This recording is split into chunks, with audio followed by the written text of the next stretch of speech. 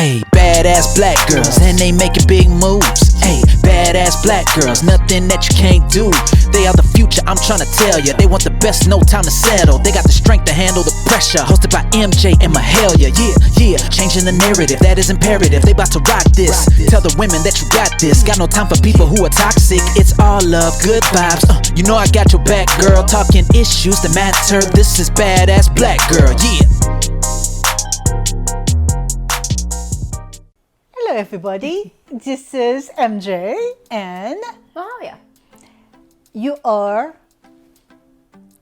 Watching Black Girl. exactly, yes. Too much coffee, too much coffee. It's been a morning. Yes, it's been quite the exciting morning, and today we're going to talk about a very spicy topic too. So go ahead and make sure you subscribe to the channel, because spicy topics we will bring. Yeah. And today we're talking about friends with benefits. Yeah. Okay. You don't look too enthusiastic about the topic. Well, it is what it is, but yeah.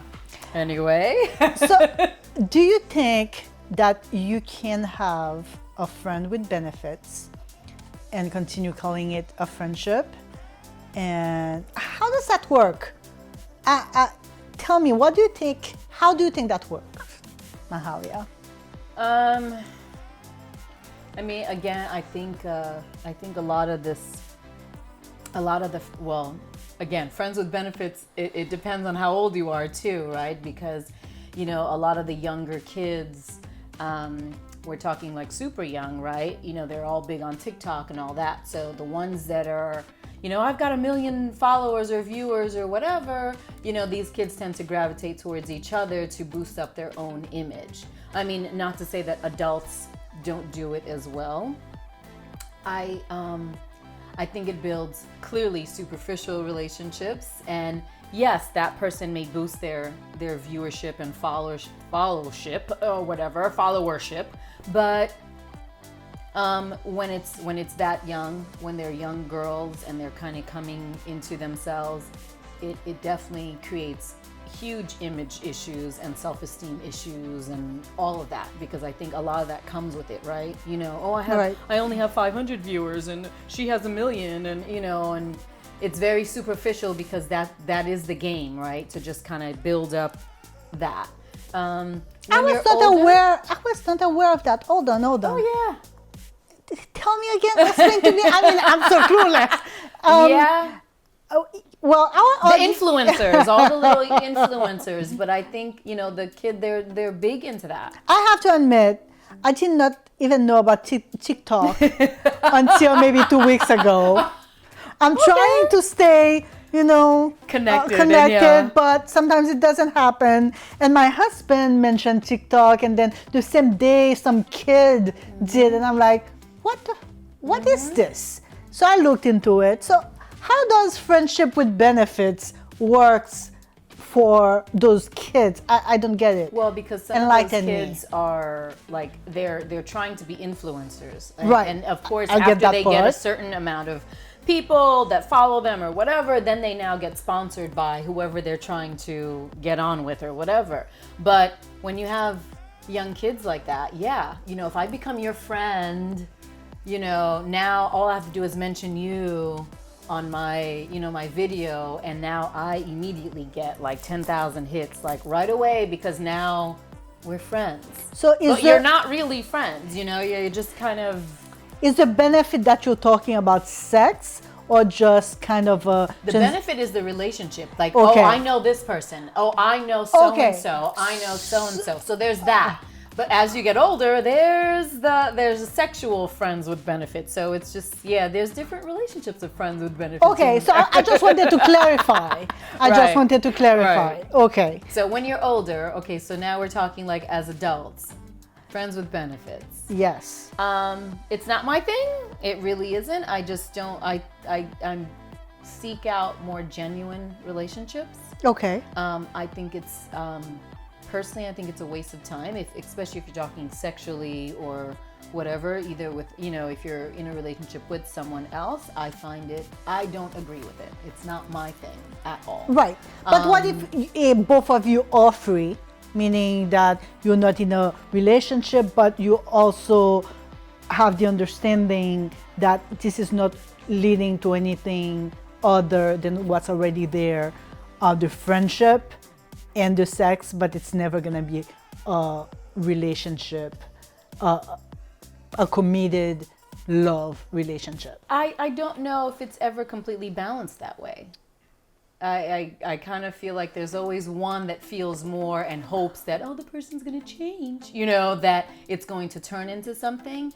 I mean, if it's a business transaction like that, again, it doesn't make you happier. You may think you're on top of your game and you got this hustle on. It's okay. If that's what you think, but I guess it works for some people.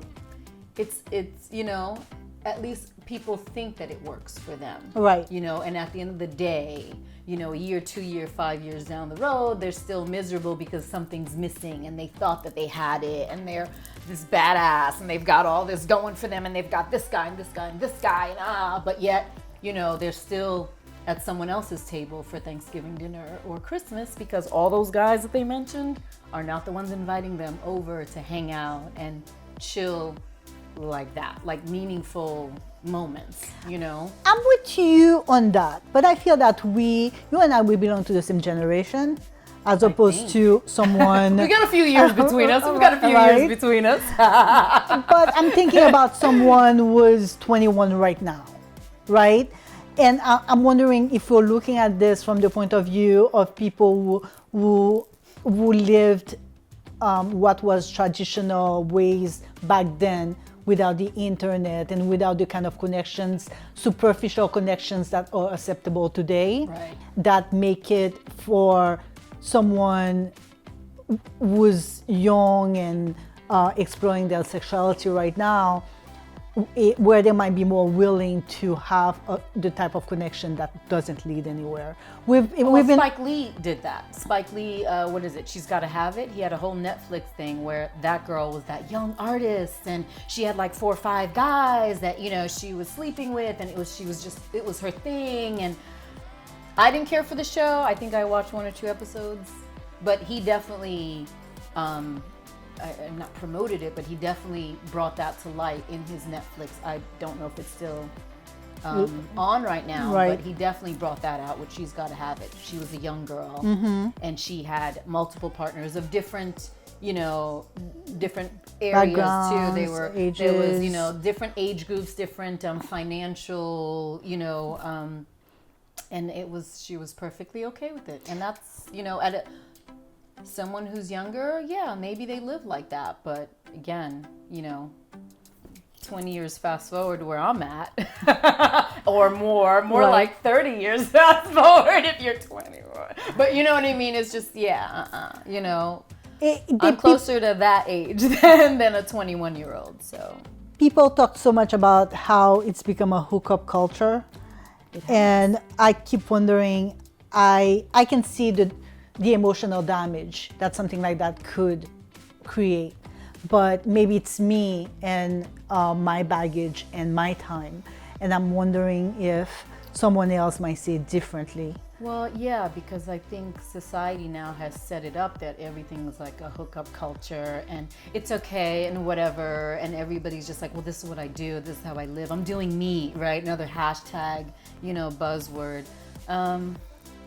But yeah, when you're 21, I don't know if you're thinking about all of that. There are some that really are quite mature in there, but I think wisdom and a lot of knowledge about yourself comes with age, right, and unfortunately, and actually with experience. Unfortunately, you have to go through all that, but it comes with that. And I think, if you're 21, the hookup culture, first of all, there's all these, no one knows how to deal with anyone in person anymore. You're angry capping, everyone talks to everyone digitally, right? So yeah, it is a hookup culture. One thing I think that hasn't changed, and we need to talk about that too. It seems that this whole hookup culture thing and the people who are trying to normalize it they tend to focus on the way females see it, like the liberation of the female body. I'm gonna sleep with whoever I want. Right. But I'm wondering if guys have changed, meaning guys were always very judgmental. It's like if you give it up too easily, you're like, you're a whore, right? And something tells me that this hasn't changed, that women are thinking that it has, but they're still being judged the same way, and that it works against their benefit at the end of the day. Yeah, I mean, you know what? I think both have changed. I think both have changed. I think both the women and the guys have changed. I mean, I find that a lot of guys are, I mean, and from the guys that I've spoken to, a lot of them are like, no, I'm never going to walk up to a girl in a bar. I'm never going to go talk to them. And I'm like, well, why not? You know, so now we have to walk up.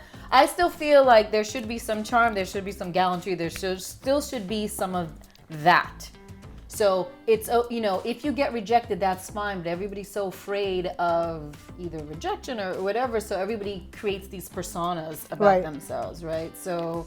And I'm not implying that you should care too much about, oh, he thinks that I'm a slut, and etc. But I think a lot of women are getting into those contracts, or they think they're entering into a contract where we're gonna do this, we're mature, and at the end of it, since we're friends, you're still going to respect me, and I'm still going to respect you. But I don't think the respect is necessarily there on both sides. No, but I also think that some women are, I mean, when some women are saying, oh, you know, I'm going to do this, this is the way I want to be. And then when the guy responds accordingly, if you are trying to be superficial about it and the guy responds accordingly, I'll call you when I want, I'll check you when I want, I'll call you at 3 a.m. And now you get mad, then that's not what you really wanted to begin with. So don't come into it saying that this is what you wanted and this is what you're about, and then that's not what you're doing, because now you're checking the guy for not calling you every half hour. Now, well, then that's not what you wanted initially. You need to keep yourself in check. Absolutely. Yes. Absolutely. And we'll have more of those conversations, right? Thank you so much for joining us today. We know that the topic was a little bit spicier than it has been. Please follow us on YouTube. You can click on the little button that says subscribe. Liking the video is great, but subscribing is really what helps us out, right? And always remember, you can reach out to us on badassblackgirl.com. It's a tongue twister. And you'll find all the links to our social media, and feel free to drop an email to MJ and Mahalia. Sounds good. Yeah, thanks a lot. See you guys. Alrighty. Okay, I guess it's badass.